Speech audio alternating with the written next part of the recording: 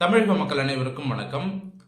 கடந்த அதிமுக ஆட்சி முடிகின்ற காலகட்டம் 2021 எடப்பாடி பழனிசாமி அவர்கள் அவருடைய பதவிக்காலம் முடிந்த போது தமிழ்நாடு அரசாங்கத்தினுடைய கடன் என்பது 5 லட்சம் கோடியாக இருந்தது. 5 லட்சம் கோடி கடன்.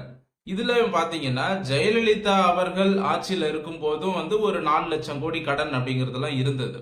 அப்போ அதிமுக ஆட்சி காலத்துல கிட்டத்தட்ட ஒரு 10 ஆண்டுகளாக பாத்தீங்கன்னா ஒரு 5 லட்சம் கோடி கடன் அப்படிங்கிறது நெருங்கிடுச்சு. 2011 பாத்தீங்கன்னா ஒரு 1 லட்சம் கோடி 1.5 லட்சம் கோடி கடன்ல தான் இருந்தது. அப்புறம் ஒரு 10 வருஷத்துல ஒரு 5 லட்சம் கோடி கடன் அப்படின்னு இருந்தது.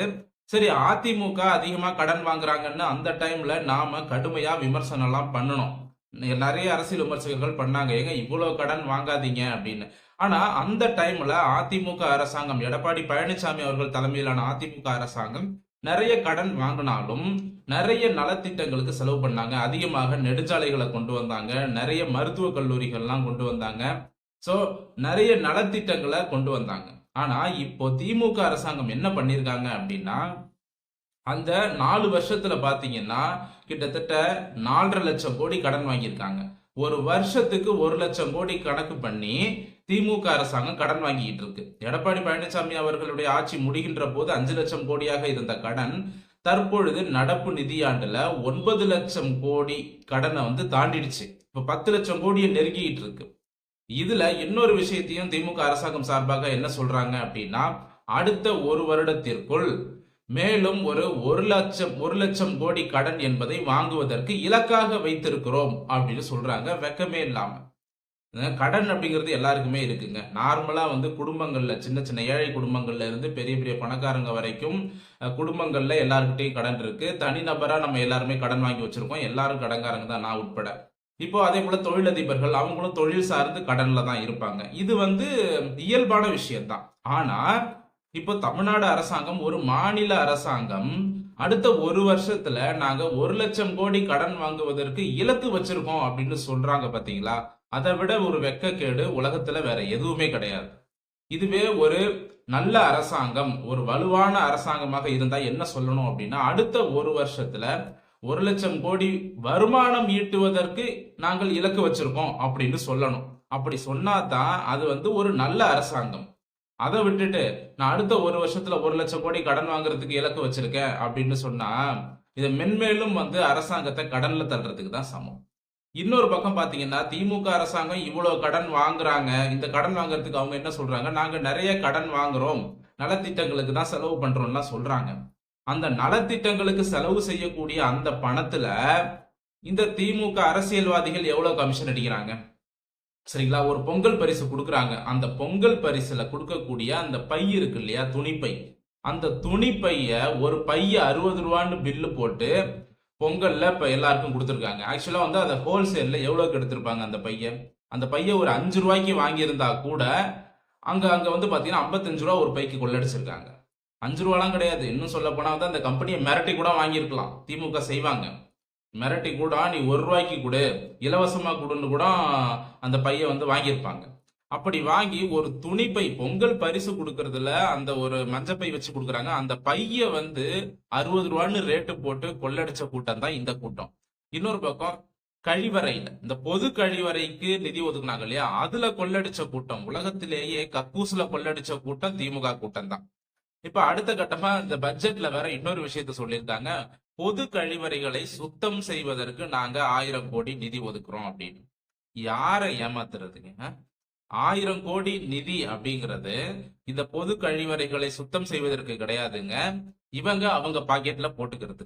இந்த 1000 கோடி பணம் நிதி ஒதுக்கிட்டேன்னாங்க, அடுத்த ஒரு வருஷத்துக்குள்ள தமிழ்நாடு முழுக்க இருக்கக்கூடிய பேரூராட்சிகள், நகராட்சிகள், கிராம ஊராட்சிகள், மாநகராட்சிகள் அனைத்திலும் இருக்கக்கூடிய பொது கழிப்பிடங்களை இந்த 1000 கோடி வச்சு இவங்க சுத்தம் பண்ணிடுவாங்களா? இதற்கு திமுக பதில் சொல்லுமா? அப்ப இந்த 1000 கோடி என்பது யார் பாக்கெட்டுக்கு போகும் அப்படின்னா, அந்த துறை சார்ந்த அமைச்சர், அப்புறம் அந்தந்த மாவட்டத்தில் இருக்கக்கூடிய திமுக நிர்வாகிகள், அவங்களுக்கெல்லாம் போகும். எம்எல்ஏல இருந்து திமுக எம்பில இருந்து எல்லார் கைக்கும் போகும். அதுக்கப்புறம் இந்த மாநகராட்சி, நகராட்சி லெவல்ல இருக்கக்கூடிய திமுக பெரும் புள்ளிகள், அவங்க கைக்கு அந்த பணம் போகும். அப்புறம் அரசு அதிகாரிகளுக்கு கொஞ்சம் போகும். ஏன்னா அதிகாரிகள்கிட்ட தானே இந்த நிதியை கொடுப்பாங்க. அதிகாரிகள் கொஞ்சம் ஆட்டை போடுவாங்க. இப்படித்தான் அந்த 1000 கோடி நிதி என்பது திருடப்படுமே தவிர இந்த 1000 கோடியை வைத்து இவர்கள் கழிவறையை சுத்தம் செய்ய போறது இல்ல. ஆனா இந்த லட்சணத்துல பட்ஜெட்ல பெருமையா அறிவிச்சிட்டாங்க. சரி, இப்போ தமிழ்நாட்டோட கடன் வந்து 10 லட்சம் கோடியை நெருங்கி கொண்டிருக்கிறது. தமிழ்நாட்டோட கடன் 10 லட்சம் கோடி அப்படிங்கிறது நம்ம என்ன நினைக்கிறோம், மத்திய அரசாங்கம் கடன் வாங்கியிருக்கு, அப்ப மாநில அரசாங்கம் வாங்கினா தப்பு இல்லையே அப்படின்னு நிறைய பேர் சொல்றோம். திமுக காரன் அதை தான் சொல்றான்.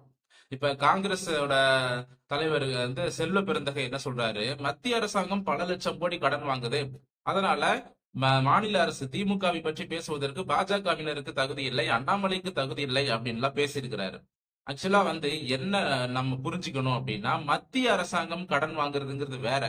மத்திய அரசாங்கங்கிறது அது வந்து ஒரு நாடு, சரிங்களா? ஒரு நாடு கடன் வாங்குறது வேற, அந்த கடனை அந்த நாட்டால சமாளிக்க முடியும்.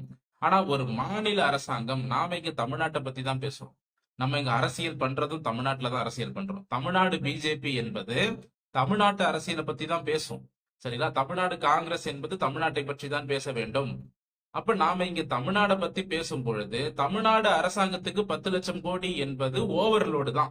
நமக்கு இது மிக பெரிய ஒரு தொகை, சரிங்களா? ஏன் சொல்றேன் அப்படின்னா, வருஷத்துக்கு 1 லட்சம் கோடி அப்படின்னு இவங்க பட்டுக்கு கடன் வாங்கியிருக்காங்க. கடன் வாங்கி இந்த பக்கம் நலத்திட்டம் அப்படின்னு சொல்லி அதுல இருந்து ஒரு அமௌண்ட் ஆட்டையை போட்டு அரசியல்வாதிகள் தான் சொத்து சேர்த்துக் கொள்கிறார்கள். இப்ப இந்த கடனால மக்களுக்கு என்ன பிரச்சனை அப்படின்னு பாத்தீங்கன்னா, தமிழ்நாடு அரசாங்கம் வந்து 10 லட்சம் கோடி கடனை நெருங்கி கொண்டிருக்கிறது. இதை நம்ம கணக்கு போட்டு பார்த்தோம் அப்படின்னா, ஒரு ரேஷன் கார்டுக்கும் கிட்டத்தட்ட 4,20,000 ரூபாய் அப்படிங்கிறது கடன் வருது, ஒரு ரேஷன் கார்டுக்கும். அதே போல தனிநபர் அப்படின்னு பாத்தீங்கன்னா கிட்டத்தட்ட 1 லட்சம் ரூபாய், 1,10,000 அந்த ரேஞ்சு வருது.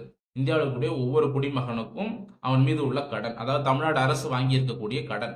ரேஷன் கார்டு அடிப்படையில 4 லட்சம், தனிநபர் அடிப்படையில 1 லட்சம். இப்படி கடன் சுமை அதிகரிச்சுட்டே போனா இதனால விலைவாசி எல்லாம் ஏறும். இது வந்து பல பேருக்கு தெரியுமா அப்படிங்கறதெல்லாம் தெரியல. நம்ம நாட்டோட கடன் வந்து அதிகமாகுது அப்படின்னா அந்த கடனை அடைக்கிறதுக்காக நம்ம கவர்மெண்ட் என்ன பண்ணுவாங்க, வரியை வந்து அதிகமா கூட்டுவாங்க. கடன் அடைக்கிறதுக்காக அத்தியாவசிய பொருட்கள் மேல மாநில அரசாங்கம் தங்களுடைய வரியை அதிகப்படுத்துவாங்க, பெட்ரோல் டீசல் மீதான வரியை அதிகப்படுத்துவாங்க. ஆனா ஆக்சுவலா வந்து திமுக வந்து ஆட்சிக்கு வர்றதுக்கு முன்னால அவங்க வந்து என்ன தேர்தல் அறிக்கையில கொடுத்திருந்தாங்கன்னா, நாங்க ஆட்சிக்கு வந்தா பெட்ரோல் டீசல் மீதான வரியை குறைப்போம், மாநில அரசாங்கத்தினுடைய வரியை குறைப்போம் அப்படின்னாங்க. சிலிண்டருக்கு 100 மானியம் கொடுப்போம்னாங்க. இந்த மாதிரி அத்தியாவசிய பொருட்களோட விலையெல்லாம் குறைப்பதற்கு நடவடிக்கை எடுக்கப்படும் அப்படின்னாங்க. பெண்கள் அனைவருக்கும் 1000 ரூபாய் நிதினாங்க, ஆனா அனைவருக்கும் கொடுக்கல. சரி, ஓகே, அந்த 1000 ரூபாய் நிதியை கூட விட்டுருங்க. பெட்ரோல் டீசல் மீதான மாநில அரசாங்கத்தினுடைய வரியை குறைப்போம்னு சொன்னாங்கல்ல, அதை ஏன் இன்னை வரைக்கும் திமுக அரசாங்கம் செய்யல? அவங்க செய்ய மாட்டாங்க, சரிங்களா? இது எல்லாமே ஊரை ஏமாத்துற செயல். இதெல்லாம் வந்து நடக்காது, செய்ய முடியாது அப்படிங்கிறது திமுகவுக்கு நல்லாவே தெரியும்.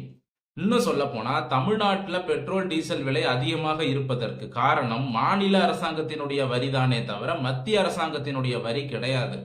மத்திய அரசாங்கத்தை பொறுத்த வரைக்கும் இந்தியா முழுவதும் அனைத்து மாநிலங்களுக்கும் ஒரே மாதிரியான வரியை தான் வந்து சென்ட்ரல் கவர்மெண்ட் இந்த டீசல் மீதும் பெட்ரோல் மீதும் போடுவாங்க. ஆனா அந்தந்த மாநிலங்கள் தான் என்ன பண்ணுவாங்கன்னா, அவங்க மாநிலத்துல அவங்க வந்து அவங்க இஷ்டத்துக்கு போட்டுப்பாங்க. இப்ப தமிழ்நாட்டில் வந்து பாத்தீங்கன்னா பெட்ரோல் டீசல் மீதான வரி வந்து ஒரு ரேட் இருக்கும், கர்நாடகா ஒரு ரேட்டு போடுவாங்க, மகாராஷ்டிரா ஒரு ரேட்டு போடுவாங்க.